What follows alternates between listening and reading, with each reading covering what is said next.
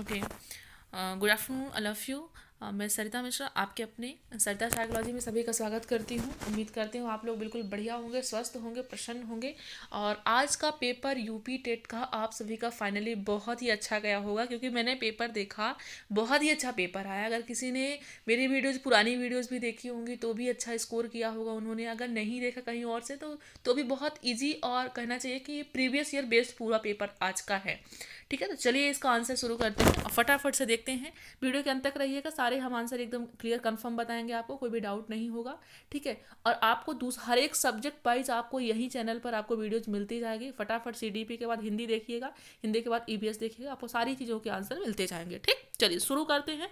तो पहला क्वेश्चन हमारा क्या है, क्यूयूषा क्या है ना, इसे कह सकते हैं इंग्लिश में कॉम्बेट क्या है, क्या कल्पना है, संवेग है, मूल प्रवृत्ति है, चिंतन है। तो इसका जो राइट ऑप्शन हो जाएगा बच्चों, तो वो क्या हो जाएगा, ये है हमारी मूल प्रवृत्ति। क्या है मूल प्रवृत्ति, क्योंकि हमने देखा भी था कि हमारी मूल प्रवृत्ति कितने प्रकार की होती है, 14 प्रकार की हमारी मूल प्रवृत्ति होती है।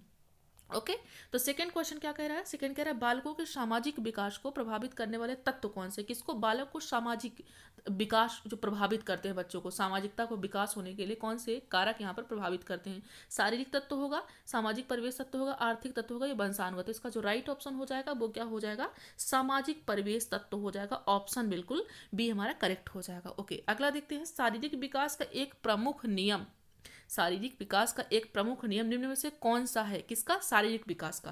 द्रुतगामी अनियमित विकास का नियम, मानसिक विकास से भिन्नता का नियम, कल्पना और संवेगात्मक विकास से संबंध का नियम। तो इसका जो राइट ऑप्शन हो जाएगा वो हो जाएगा हमारा ऑप्शन डी, क्योंकि जो शारीरिक विकास पूछ रहा है, शारीरिक विकास का और कल्पना का, संवेग का एक जैसे में ये एक कॉम्बिनेशन है, बाकी ये सब आपके रॉन्ग होंगे। ओके, अगला देखते हैं, निम्नलिखित में से कौन सा विकास का सिद्धांत नहीं, किसके डेवलपमेंट का सिद्धांत कौन सा नहीं है। परस्पर संबंध का सिद्धांत, मैंने कई बार आपको बताया कि जो परस्पर संबंध का सिद्धांत होता है, अगर आपके सिर में दर्द है तो आपको पढ़ाई में मन नहीं लगेगा, यानी एक दूसरे से संबंध होता है। निरंतर विकास का सिद्धांत, विकास हमेशा चलता रहता है। समान प्रतिमान का सिद्धांत, अगर आप चाहे यूएस में रहे चाहे इंडिया में रहे, आपके विकास का जो सिद्धांत है वो पर्टिकुलर वही लागू होगा, चाहे आप जहां रहे दुनिया की किसी को। इसका जो राइट ऑप्शन होगा कौन सा नहीं है, तो ऑप्शन सी हो जाएगा।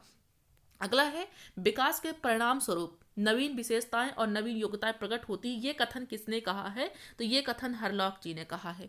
ओके, अगला देखते हैं क्या है हमारा राइट ऑप्शन। कोहलर अपने प्रयोग से ये सिद्ध करना चाहते थे कि अधिगम, अधिगम कोहलर के अकॉर्डिंग अधिगम क्या था, तो अधिगम क्या था, कोहलर कोफ्फा का सिद्धांत हमने बहुत पढ़ा है, बहुत सुना है कि कोहलर क्या कहते हैं, समग्रता सिद्धांत इन्होंने देते हैं ना, कि एक बच्चा सब कुछ कर सकता है। तो ये होल एक वर्ड है इंग्लिश में, होल सिचुएशन, यानी कि समग्र परिस्थिति का प्रत्यक्षीकरण। ये प्रीवियस ईयर बिल्कुल बेस्ड क्वेश्चन है, ऐसा लगता है कि हमने पूरा पेपर पिछला इन्होंने उठा के रख लिया है ना। तो ये पूरा प्रीवियस ईयर में भी आया हुआ क्वेश्चन है। चलिए नेक्स्ट क्वेश्चन देखते हैं, किसने पाठ योजना की पंचपदी प्रणाली का प्रतिपादन किया। तो किसने किया है, हमने पाठ योजना देखा जिसमें 5 प्रकार हर्बर्ट ने दिया है। किसने दिया है, हर्बर्ट ने पंचपदी सिद्धांत अपना यहाँ पर इन्होंने दिया है। ठीक है, अगला निम्नलिखित में से ग्रंथियों के आधार पर व्यक्तित्व के विभिन्न प्रकार की चर्चा किसने की है। तो हमने आपको कितनी सारे, मतलब कि मैंने जब भी आपको पढ़ाया तो मैंने बताया ग्रंथि के आधार पर, है ना, व्यक्तित्व के आधार पर कैसे कैसे होते हैं। तो ये कौन से, किसने ये बात कही है, तो इसका जो राइट ऑफ, कैनन ने कहा है। क्या कहा है कि व्यक्तित्व के आधार पर उन्होंने, ग्रंथियों के आधार पर उन्होंने ये प्रकार दिया हुआ है। ठीक, ओके, अगला देखते हैं, सृजनात्मकता मौलिक परिणामों को अभिव्यक्त करने की मानसिक प्रक्रिया है। ठीक है, क्या है, सृजनात्मकता है मौलिक परिणामों को अभिव्यक्त करने की मानसिक, मौलिक सृजनात्मकता क्रिएटिविटी है। ठीक, जो बच्चा क्या करता है, कुछ नया करता है। इसका जो राइट ऑप्शन है, क्रो एंड क्रो ने कहा है ये बात। ठीक, ओके, अगला देखते हैं, बीएफ स्किनर के अनुसार बच्चों में भाषा का विकास कैसे होता है। जैसे स्किनर हो गए, चॉम्स्की हो गए, बाइगोस्की हो गए, बस यही चारों ये फेमस हैं भाषा की नाम पर। ठीक है, तो देखिए स्किनर क्या कहते हैं, अनुकरण के माध्यम से होता है। स्किनर कहते हैं अनुकरण के माध्यम, यही बात चॉम्स्की की होती। तो चॉम्स्की क्या कहते हैं, जन्मजात की बात करते हैं। किसकी बात करते हैं, जन्मजात। बाइगोस्की क्या कहते हैं, वो समाज की बात करते हैं। ठीक, ओके, तो यहाँ का राइट ऑप्शन हो जाएगा ऑप्शन ए हो जाएगा। अगला है, मूल प्रवृत्तियों को 14 प्रकार से वर्गीकृत किया है। किसने वर्गीकृत किया है, थॉर्नडाइक, मैकडूगल, वुडवर्थ। इसका जो राइट ऑप्शन होगा मैकडूगल, बताने वाली कोई बात नहीं है।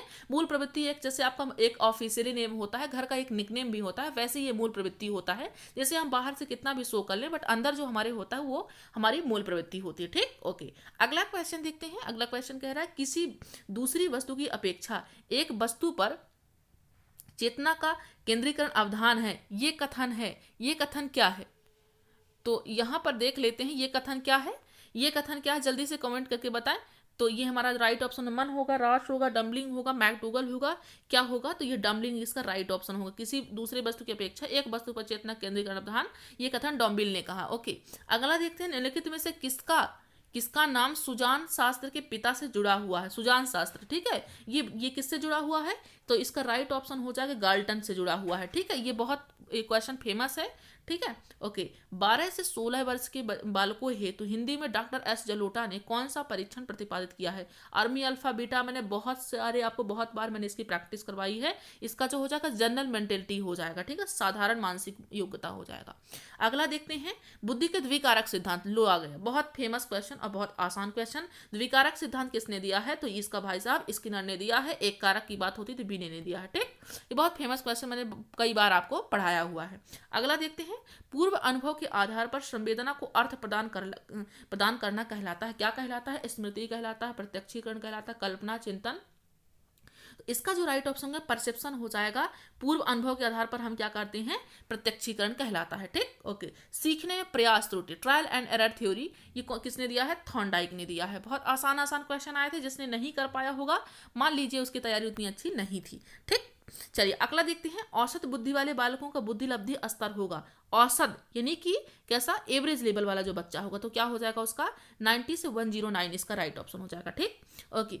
अगला देखते हैं, अगला क्या कह रहा है, निम्न में से कौन तरल क्रिस्टलीय बुद्धि के प्रतिमान के प्रतिपादक थे। तरल है ना, एक ठोस बुद्धि, एक तरल बुद्धि कहा गया है। तो ये किसने दिया है, ये कैटल ने दिया है। ठीक, हाँ।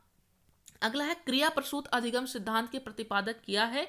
क्रिया प्रसूत, ऑपरेंट कंडीशनिंग, बहुत फेमस क्वेश्चन है ये यूपी टेट का। तो किसने दिया है, ये स्किनर ने दिया है। ठीक, चलिए इनसे नाम से ही डायरेक्ट पूछा जाता है कि कौन से मतलब क्रिया प्रसूत सिद्धांत किसने दिया, संयोजन बांध का सिद्धांत किसने दिया, तो ये नाम से बहुत पूछा जाता है क्वेश्चन। ठीक है, ओके। ब्लूप्रिंट निम्न में से किसका महत्वपूर्ण घटक है, ये लो आ गया क्वेश्चन, ब्लूप्रिंट। तो ब्लूप्रिंट आपको पता है कि जब हम क्या करते हैं, टेस्ट को क्या करते हैं, कंस्ट्रक्शन करते हैं, यानी किसी टेस्ट का निर्माण करते हैं, तो हमें ब्लूप्रिंट की जरूरत पड़ती है। ठीक, तो ये होगा ऑप्शन सी।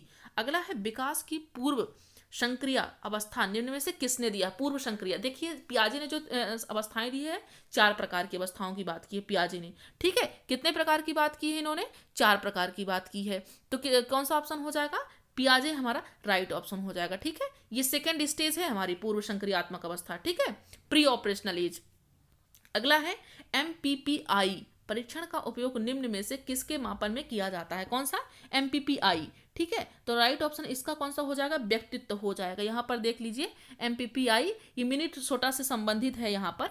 ठीक है, तो अगला देख लेते हैं क्या है, अधिगम हेतु निम्न में क्या सर्वाधिक आवश्यक है, किसके लिए, अधिगम के लिए सबसे ज्यादा जो आवश्यक होता है वो क्या होता है, तो परिपक्वता होता है कि भाई पहले बच्चा परिपक्व हो जाए तब सीख पाएगा, या फिर मोटिवेशन। देखिए यहाँ पर पियाजे जब कहते हैं तो पियाजे क्या कहते हैं कि बच्चा पहले क्या होता है, मेच्योर होता है, फिर इसके बाद वो भाषा सीखता है। तो सबसे अधिगम के लिए अगर पियाजे के अकॉर्डिंग की बात की जाए तो परिपक्वता होगा। अगर अगर किसी अदर साइकोलॉजिस्ट की बात की जाए तो मोटिवेशन की बात करते हैं। तो देखिए यहाँ पर डाउट है, ए और सी दोनों ही हो सकते हैं। ठीक है, अब देखिए आप इसीलिए क्या माना जाता है इसका राइट ऑप्शन, ये हम दे, लेकिन यहाँ पर हमारा जो होगा ए और सी दोनों ही हो सकते हैं। ठीक है, हाँ। अब देखिए इसका कंफर्म कौन सा, ए करते हैं ऑफिशियली या सी माना जाता है। वैसे ए और सी दोनों ही सही हैं। अब ये जैसे ही कंफर्म होगा तो हम आपको अपडेट भी कर देंगे। ठीक है, ओके। चलिए अगर आप ए में कोई ए लगाया है कोई सी लगा, दोनों का ही सही है। अब किसका सही एक मान लिया जाता है या सी, ये तो ऑफिशियली आंसर की आने के बाद ही पता चलेगा। ठीक, चलिए अगला देते हैं, शैशव काल का समय कौन सा होता है। शैशव काल यानी कि इन्फेंसी एज। तो इन्फेंसी एज आसान सा है, जन्म से 2 वर्ष इन्फेंसी एज होती है, फिर बाल्यावस्था 2 से 12 वर्ष होती है, फिर किशोरावस्था 12 से 18 वर्ष होती है। ठीक है, चलिए कोहलर निर्णय से किससे संबंधित है, तो देख लीजिए कोहलर किससे संबंधित है, पर्सनालिटी संबंधित नहीं है, डेवलपमेंट संबंधित नहीं है, मोटिवेशन संबंधित नहीं है, ये किससे संबंधित है, लर्निंग से संबंधित है। तो राइट ऑप्शन। कभी कभी इंग्लिश बहुत इंपॉर्टेंट हो जाती है बच्चों, तो ऐसा मत सोचा करो कि इंग्लिश नहीं पढ़ना, इंग्लिश इज मस्ट है, क्योंकि कभी कभी हमें हिंदी समझ में नहीं आती है, उस टाइम हम इंग्लिश का ही हेल्प लेते हैं। तो हम इंग्लिश भी आप लैंग्वेज को प्रेफर किया करो। ठीक है, ओके, क्योंकि बनते टाइम भी आपका फिर क्वेश्चन गलत हो जाता है। मैकडूगल के अनुसार मूल प्रवृत्ति 14 होती है, बताने वाली कोई ज्यादा बात नहीं है। ये पूरे प्रीवियस ईयर है बच्चों। मानसिक उद्दीपन प्रतिमान का प्रयोग निर्णय से किसके है ना, ब्रेन स्टोर्मिंग। तो ये ब्रेन स्टोर्मिंग किससे रिलेटेड है, क्रिएटिविटी से है, एप्लीकेशन से, अंडरस्टैंडिंग से है, प्रॉब्लम सॉल्विंग से है। तो किससे हो जाएगा इसका राइट ऑप्शन, तो राइट ऑप्शन इसका जो हो जाएगा वो होगा ऑप्शन डी हो जाएगा, ब्रेन प्रॉब्लम सॉल्विंग से इससे हो जाएगा। अगला देखते हैं, कुत्ता का मतलब इन्होंने से प्रयोग में कुत्ता एक विषयी था, यानी जो कहना चाहिए कि जो डॉग था किसने एक्सपेरिमेंट किया हुआ था, तो ये पावलोव ने किया था। स्किनर ने बिल्ली पर किया, थॉर्नडाइक ने बिल्ली पर किया था, है ना। स्किनर ने चूहे पर किया था, रैबिट पर किया था, लेकिन पावलोव ने कुत्ते पर किया था। ठीक है, चलिए अगला और लास्ट क्वेश्चन है हमारा, मौलिकता, नमनीयता तथा प्रवाह निम्न में से किसके घटक हैं? जल्दी से देखते हैं राइट ऑप्शन क्या होगा। तो इसका व्यक्तित्व होगा, सृजनात्मकता होगा, बुद्धि होगा और प्रेरणा। मैंने ऑलरेडी इतना स्पीड से आपको बताया है कि आपको ज़्यादा फास्ट करने की ज़रूरत नहीं पड़ेगी। तो इसका जो राइट ऑप्शन होगा वो क्रिएटिविटी हो जाएगा। क्या हो जाएगा? Creativity. Right option option number B हो जाएगा हमारा। तो क्लियर हुआ है। और हम यहाँ पर जल्द ही आपको 1 सेकंड में या 1 मिनट बाद आपको नेक्स्ट वीडियो आप देखेंगे तो आपको हिंदी का भी मिल जाएगा सोल्यूशन। तो फटाफट से आप जल्दी से जाइए और वीडियो को हिंदी को भी देख लीजिए। ओके।